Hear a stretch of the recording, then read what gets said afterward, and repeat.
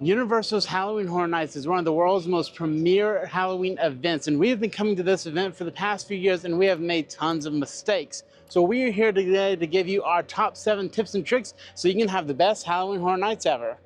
Let's go. As a veteran HHN goer of 24 years of going to the event, my top number 1 tip is plan for weather. It's either going to be hot, rainy, or both. Florida is not a normal day unless it rains at some point. Like, look at this. You're planning for the weather already. It's probably going to rain and it's 5 o'clock on a Friday here. Bring an umbrella, a poncho, but most importantly, my go-to is a change of socks. Walking around in wet socks all night is really going to kill your feet. So here in Florida, plan accordingly. Umbrellas can double as not only protections for the rain, but protections from the sun on hot days where you're waiting in lines, waiting to go into those houses. So, and don't forget the Halloween Horror Nights yearly tradition. You can't open the event without a rainstorm. All right, so the next tip we have for you, always have a plan when you come to HHN. One of the best tools you can use, the Universal Studios Florida app.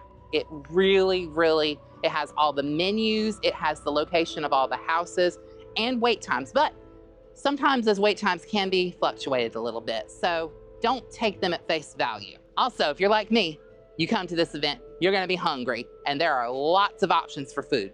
But be sure you check the app and see what's on the menu, where those food booths are located, but also keep in mind, certain items can run out of stock certain nights. So be patient, there will be lines, but the themed food, it's gonna be worth it. All right, so tip number 3, expect lines and crowds. This is a very popular event centered around, of course, scaring people. And this brings in, I want to say, millions of people per year just to get scared. But there are going to be some good days and there are going to be some bad days. Now, how can you still experience everything if you're just coming one night? Well, of course, you do have Express. Express does range anywhere from 170 that I saw on the cheapest, upwards of probably 300. It can change each night, but the cheapest that I did see as of recording this was $170, and I do believe that is on September 16th, I do believe. Or you can have the RIP tour. It's kind of like a VIP tour, but, you know, just... Wait, are you talking about the RIP tour? Yeah. Well, as a former RIP tour guide for Universal Orlando, it is the best way to experience the event, honestly. You not only get guided walk access to special entrances to all the houses, you get reserved seating for the show, you get meal included before the show, which includes like some of the favorites and like little hors d'oeuvres, and they claim it's snacks, but it's enough food to fill me up personally. And not only that, but you get a very personalized guide who tells you the backstory of all the houses. Oh, okay, yeah, that's for good. the original houses, it's good to get that backstory from the guides. And they're very passionate about the event, like myself. You know, maybe got a little tattoo there of my little boo buddy. So yeah, book the RIP tour. Anyway.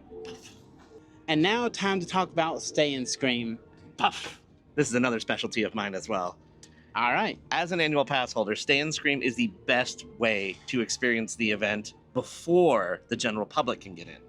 If you have a daytime ticket, an annual pass, or what they call the Stay and Scream ticket, you're allowed in the park to stay inside before the event starts. So you could pre-queue or even encounter some of the houses before it even opens at 6:30 p.m. to the general public.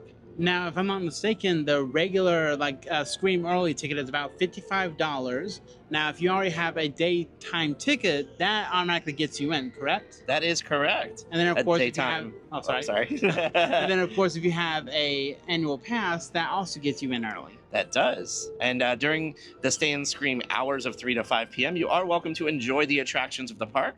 Unlike previous years where they put you in the holding areas and you're required to stay in that holding area until the Stay and Scream accesses the houses, this year apparently they're going to be giving out wristbands where you could walk around the park until 5 o'clock, and you can even get in line as early as 4 p.m. for some of the bigger houses like Terrifier, possibly FNAF, or Five Nights at Freddy's for those who don't know how to acronym.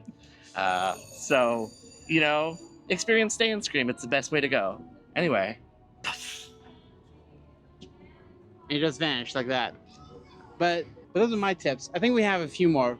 Let's continue. All right, so we're here in front of one of the, I want to say portals, I guess you could say one of the houses. And the reason why we're here is for our next tip, which is don't judge a house just by one run through. I say that from experience because I used to be a scare actor for last year, and we're still learning everything as days go on. We get better by the end. So if you're only going through one time and you say, oh, that's a bad house, go again because it could be better.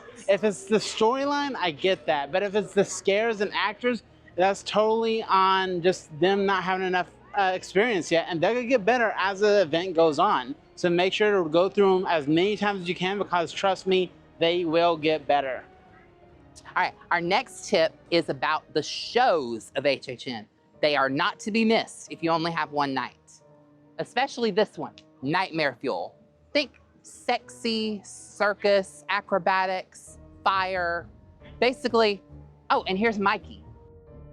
This show has multiple showings per night, but it is always best to show up, I would say, at least 20 to 30 minutes before showtime in order to get not just a good seat, a seat, because it can fill up and people will still have to wait in the line for the next show.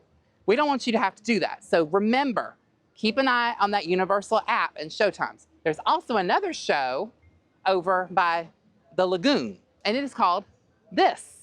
It's music, it's water, it's lights, possibly some pyrotechnics, and that is just not to be missed. And that is standing room only. So, you know, just find a place to stand in that Lagoon area and you'll be good to go. But when it comes to Nightmare Fuel, get there early. I just wanted to jump in and say, remember, if you are walking all day, you're going to want to be sitting down. And this, of course, lets you sit down because each show is about 30 to 40 minutes long. So it's a 25, 30-minute show. Yeah. But your feet are going to need the rest. So make sure to be here for that. now don't feel obligated to get everything done in one night. If you have the availability to come multiple nights, Universal Orlando's got you covered. They have many different types of multi-night tickets, starting from the bottom. Well, I would say it's not even the bottom. It's all about when you can come to the event. So we have the Rush-A-Fear. The Rush-A-Fear lets you come for the first 3 weeks of the event for any night, with the exception of the first 3 nights. Friday, Saturday, and Sunday of opening weekend are sold out for multi-night tickets. So the next one up from that is the Frequent Fear Pass, and that lets you come on any Sunday, Tuesday, Wednesday, or Thursday of the event, and the closing weekend of the event. The next one up is the Fear Plus Pass. The Frequent Fear Plus includes all of the same benefits as the Frequent Fear, but it adds Friday nights to the event. And then if you're hardcore like us, you'll get the Ultimate Fear. The Ultimate Fear is hardcore. It lets you come any night of the event.